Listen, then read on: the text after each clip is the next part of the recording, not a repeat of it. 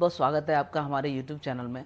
दोस्तों आपने देखा आज पेपर हो चुका और पेपर होने के बाद में बहुत सारे क्वेश्चन ऐसे रहे जो कि हमारे ही मॉडल पेपरों में से आए। मैंने आपको 5 मॉडल पेपर डाले थे और 5 मॉडल पेपर में से कम 30 से 32 प्रश्न वहीं से थे, तो आप गारंटी के साथ पास हो रहे हैं अगर आपने जरा सा भी देख लिया होगा तो।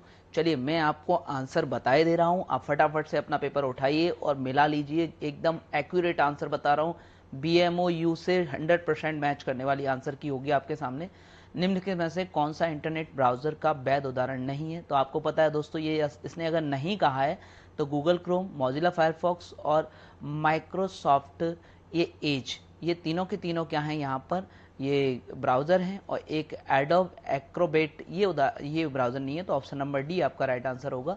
यहाँ पे लिखा हुआ है और ये भारतीय रेलवे सेवाओं के संबंध में PNR नंबर क्या है? तो PNR पैसेंजर नेम रिकॉर्ड है। ये दोनों क्वेश्चन मैंने आपको कराए थे, वीडियो मिल जाएंगे आपको। निम्नलिखित में से कौन सा एक ओरिएंटेशन सिस्टम है, ऑपरेटिंग सिस्टम है सॉरी। यहाँ पर देखिए आपको बताऊँ मैं, यहाँ पर मैंने आपको ये क्वेश्चन एज इट इज कराया था।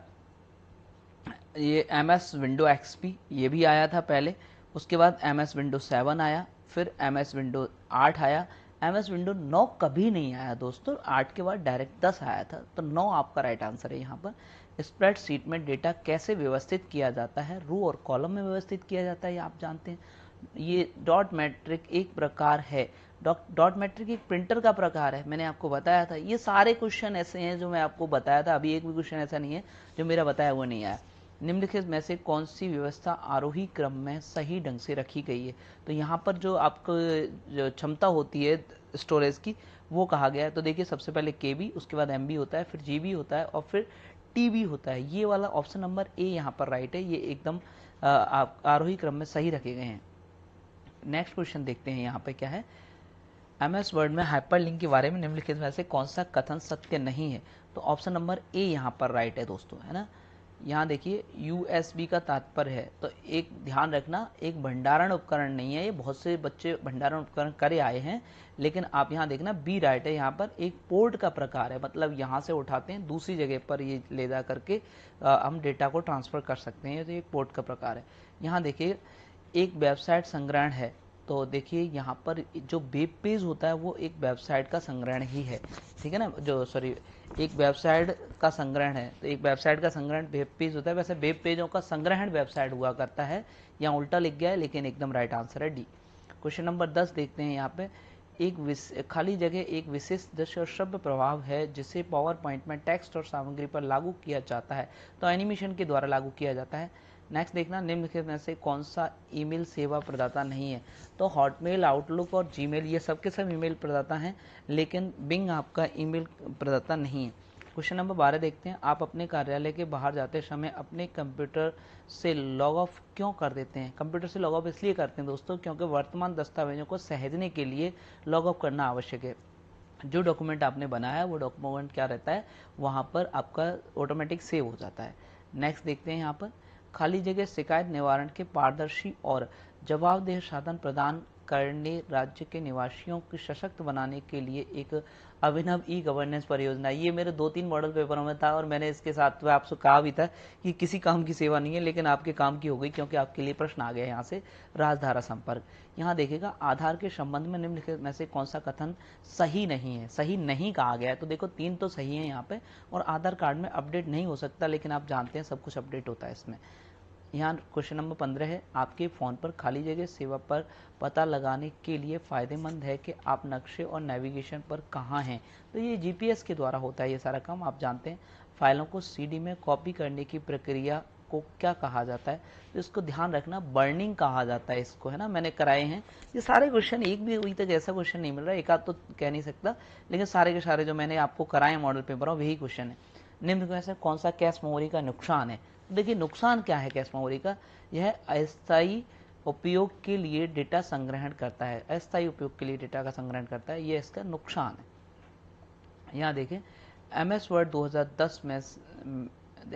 2010 में से कौन सा अलाइनमेंट विकल्प ग्राफ की पंक्ति को बाएं एवं दाएं हाशिए के बीच में संरक्षित रखता है और बाएं और दाएं दोनों किनारों पर सीधे किनारे बनाता है। तो ये जस्टिफाई से होता है, जिसका शॉर्टकट की भी कंट्रोल जे है, मैंने आपको बताया था। एमएस वर्ड में गटर किससे संबंधित है? तो दोस्तों यहाँ गटर आपका मार्जिन से संबंधित है। नेक्स्ट क्वेश्चन देखिए दोस्तों, कंप्यूटर का वह भाग जो उसके कार्य का समन्वय करता है क्या कहा जाता है उसको?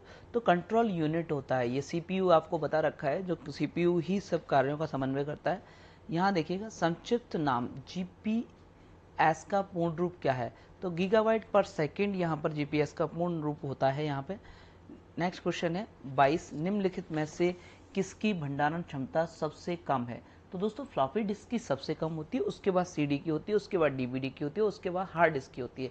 तो हार्ड डिस्क सबसे ज़्यादा, उससे कम फिर डीवीडी, फिर उससे कम सीडी और सबसे कम फ्लॉपी डिस्क। क्वेश्चन नंबर 23 देखिए, एमएस पावर पॉइंट में हम स्लाइड शो को शुरुआत से कुंजी का उपयोग करने और वर्तमान स्लाइड से कुंजी का उपयोग करने के लिए चला सकते हैं। तो दोस्तों यहाँ कह रहा है ये, मतलब स्टार्टिंग किससे करते हैं और जिस स्लाइड पे आप हैं करंट स्लाइड से कैसे चला सकते हैं।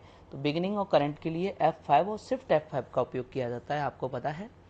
यहाँ देखिए, मान लीजिए कि आप यह सुनिश्चित करना चाहते हैं कि MS एक्सेल 2010 में एक वर्कशीट किसी भी पेज की चौड़ाई के हिसाब से एक पेज पर प्रिंट हो, आप किस सेटिंग का उपयोग करेंगे? तो दोस्तों यहाँ पर देखिए ऑप्शन नंबर ए में ही दिया गया है, fit seat on one page, ये राइट आंसर है यहाँ पे।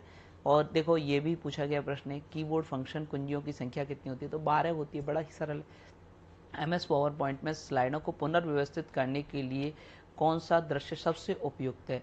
तो स्लाइड सॉर्टर सबसे ज़्यादा उपयुक्त है। दोस्तों मैंने आपको बताया था कि इस बार क्या है, इस सिलेबस का ये मानो ये लास्ट पेपर है, इस वजह से ये सरल आएगा और बिल्कुल सरल आया, देखिए है ना, जो जो क्वेश्चन बताए थे वही आ गए। Amazon.com प्रदान करता है, तो देखिए वर्तमान में दोस्तों ये C2B भी प्रदान कर रहा है और C2C भी प्रदान कर रहा है, लेकिन C2B इसका बड़ा नेटवर्क है और C2B इसका बहुत पहले से नेटवर्क है, इस वजह से व्यवसाय से ग्राहक ई कॉमर्स वातावरण, ये यहाँ पर सही है। और शायद व्यवसाय से व्यवसाय, हाँ दिया गया है व्यवसाय से व्यवसाय ई कॉमर्स वातावरण, लेकिन हम ए को नहीं बी को सही मानेंगे, और अगर बीएमओयू मानता है तो इसको दोनों सही मानने पड़ेंगे, अन्यथा इसमें बोनस देगा, ये इसकी जिम्मेदारी है, ध्यान रखना यहाँ पे। क्वेश्चन नंबर 28 देखिए, एमएस एक्सेल 2010 में चार्ट में खाली जगह का डेटा बिंदुओं पर विस्तारित मूल्य होता है, तो डेटा लेवल का होता है ये दोस्तों। नेक्स्ट देखेंगे, बारकोड रीडर किसका उदाहरण है? इनपुट डिवाइस का उदाहरण है। मैंने बहुत अच्छे तरीके से ये सारे क्वेश्चन आपको बता रखे हैं। क्वेश्चन नंबर 30 देखिए, विंडोज 10 में स्क्रीन के बैकग्राउंड को कहा जाता है, तो डेस्कटॉप कहा जाता है, सब लोग कहते हैं।